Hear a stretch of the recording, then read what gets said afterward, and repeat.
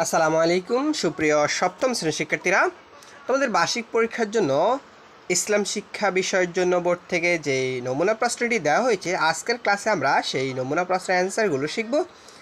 সেই সাথে সাথে তোমাদের প্রশ্নে কি কি প্রশ্ন আসবে, কিভাবে তোমাকে লিখতে হবে, সেই প্রসেসগুলো তোমাদেরকে দেখিয়ে দেব। শিক্ষার্থীরা, প্রথমে তোমাদের এখানে 15টি এমসিকিউ থাকবে, একটির মান 1 করে, 15টির জন্য তোমাকে 15 মার্ক দেওয়া হবে। চলো আমরা এক এক করে সবগুলোর অ্যান্সারটা দেখে নিই। এখানে 1 নম্বরে বলা হয়েছে একজন মুসলিমকে ইসলামের মৌলিক কয়টি বিষয়ে ঈমান আনতে হবে। এটার উত্তর হচ্ছে গ, 7টি বিষয়ে ঈমান আনতে হবে।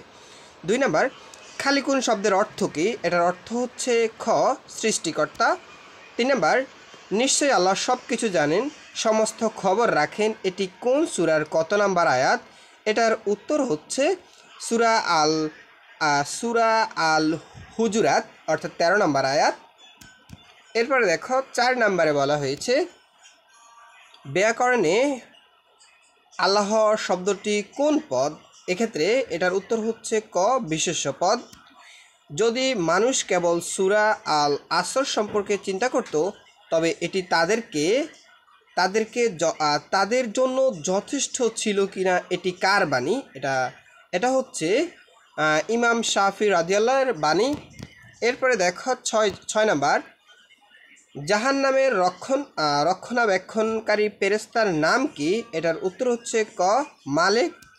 এরপর 7 নম্বর, কুরাইশি আরবি ভাষায় ওহীপ্রাপ্ত প্রথম নবী কে? এটার উত্তর হচ্ছে হজরত ইসমাইল আলাইহিস সালাম। শিক্ষার্থীরা, এরপরে দেখো 8 নম্বর বলা হয়েছে হজরত ইব্রাহিম আলাইহিস সালাম, এখানে আবুল আরব উফাদি কার? এটার উত্তর হচ্ছে হজরত ইসমাইল আলাইহিস সালামের উপাধি। এরপরে 9 নম্বর, কোন যুদ্ধে হজরত আয়েশা রাদিয়াল্লাহু মহানবী হজরত মুহাম্মদ সাল্লাল্লাহু আলাইহি সাল্লামের সফর সঙ্গী ছিলেন? এটার উত্তর হচ্ছে বনু মুস্তালিক যুদ্ধে। শিক্ষার্থীরা, 10 নম্বরে বলা হয়েছে তোমরা যারা আনন্দ স্টাডি এই চ্যানেল নতুন, অবশ্যই চ্যানেলটি সাবস্ক্রাইব করে রাখবা, আর যারা করেছো তাদেরকে অসংখ্য ধন্যবাদ। এখানে 10 নম্বর বলছে হজরত আয়েশা রাদিয়াল্লাহু এর থেকে বর্ণিত হাদিসের সংখ্যা কতটি? এটার উত্তর হচ্ছে 2210টি। এরপর দেখো, আপনি মানুষকে দলে দলে আল্লাহর দ্বীনে প্রবেশ করতে দেখবেন, এটি কোন সূরা? অর্থাৎ এটার উত্তর হচ্ছে সূরা আন-নাসর। এরপরে 12 নম্বরে বলা হয়েছে তাওয়াবুন শব্দের অর্থ কী? এটার উত্তর হচ্ছে তাওবা কবুলকারী।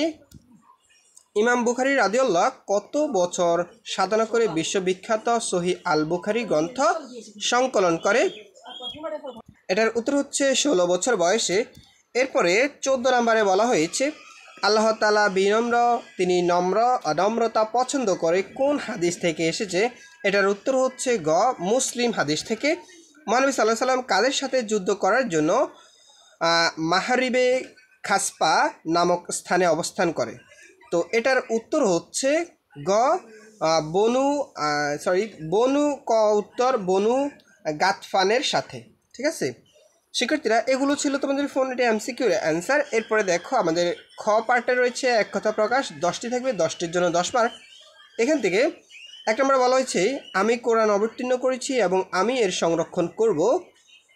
কেন কোন সূরার বাণী এটা? এটা হচ্ছে সূরা আল হিজর। এরপর 2 নম্বরে বলা হয়েছে মহাইমিনু শব্দের অর্থ কী? এটার অর্থ হচ্ছে রক্ষণাবেক্ষণকারী বা হেফাজতকারী।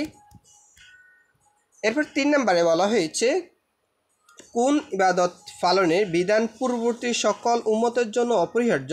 এটার উত্তর হচ্ছে সাওম। এরপরে 4 নম্বর, সাদাকাতুল ফিতর আদায় করা কি? এটার উত্তর হচ্ছে ওয়াজিব। 5 নম্বর, শিরক ও কুফরের প্রতি সন্তুষ্টি প্রকাশ করা হয়েছে কোন সূরায়? এটার উত্তর হচ্ছে সূরা আল কাফিরুন। 6, প্রতিটি প্রাণীর দয়া প্রকাশ করা পুরস্কার পাওয়ার মতো কাজ, এই উক্তিটি কার? এটা হচ্ছে হজরত উমর রাদিয়াল্লাহু এর। 7, পরোপকারে আরবিতে কি বলা হয়? পরোপকারকে আরবিতে বলা হয় ইহসান।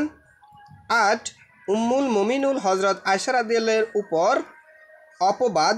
এখানে এটার উত্তর হচ্ছে অপবাদ আরোপকারীদের প্রধানকে, অর্থাৎ উম্মুল উম্মুল মুমিনুল হজরত আয়সা রাদিয়াল্লাহু আনহার উপর অপবাদ আরোপকারীদের প্রধানকে? তিনি ছিলেন আবদুল্লাহ ইবনে উবাই। এরপরে 9 নম্বরে বলা হয়েছে রাসূল সাল্লাল্লাহু আলাইহি সাল্লাম কত বছর গোপনে ইসলামের দাওয়াত দিয়েছিলেন? এটার উত্তর হচ্ছে 3 বছর।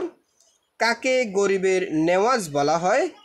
এখানে এটার উত্তর হচ্ছে খাজা মঈনুদ্দিন চিশতি রাদিয়াল্লাহকে। এরপর দেখো শিক্ষার্থীরা, তোমাদের এখানে রয়েছে খ পাঠের সংক্ষিপ্ত প্রশ্ন, এরপরে রয়েছে এখানে রচনামূলক প্রশ্ন। এখানে প্রতিটি প্রশ্নের জন্য 10 মার্ক করে তোমাকে এখানে 5টি কোয়েশ্চেনের অ্যান্সার করতে হবে। শিক্ষার্থীরা, তো এইভাবে তোমাদের বার্ষিক পরীক্ষা 7ম শ্রেণীর ইসলাম ধর্ম এই সাবজেক্টটি হবে। শিক্ষার্থীরা, পরবর্তী ক্লাসে আমি তোমাদের বাকি যে প্রশ্নগুলো রয়েছে সেগুলো কীভাবে অ্যান্সার করতে হয় সেই প্রসেসগুলো দেখাবো। সেই পর্যন্ত তোমরা সবাই ভালো থাকবে, সুস্থ থাকবে, আর আনন্দ স্টাডি এই চ্যানেলটি সাবস্ক্রাইব করে আমাদের সাথেই থাকবে। ধন্যবাদ সবাইকে।